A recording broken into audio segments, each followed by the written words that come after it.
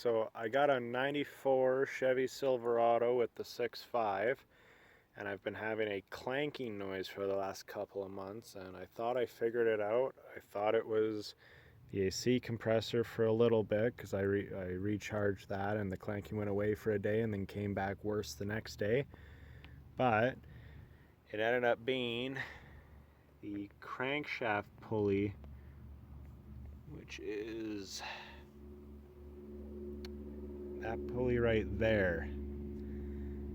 And with these trucks, there's a middle part and then an outside part, and it's connected by a rubber separator. And that rubber separator on a lot of these trucks, when they get older, it'll either disappear, or like mine, it's separated from the middle and the top, which I'll post a little clip here.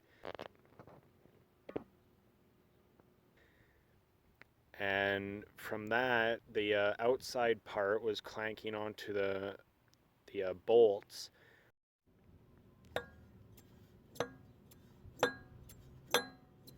which was making that horrible clanking noise. And I figured I'd post a video here just so if anyone else was having that problem, they'd at least be able to try and diagnose that, see if that's the issue. I didn't figure it out fully on my own. I ended up finding a video on YouTube here, and I'll put the link to that in the description there. He might explain it a little bit better, and I think he shows how to remove it and how to install the new one. It's super easy.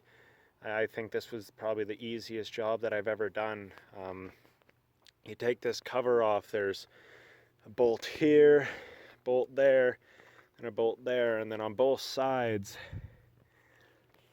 there's that bolt there and then a bolt right there, and there's small, I think they're 10 millimeters, and then same on this side there. You got one there and one there. You take those off, this shroud comes off, and then you're left with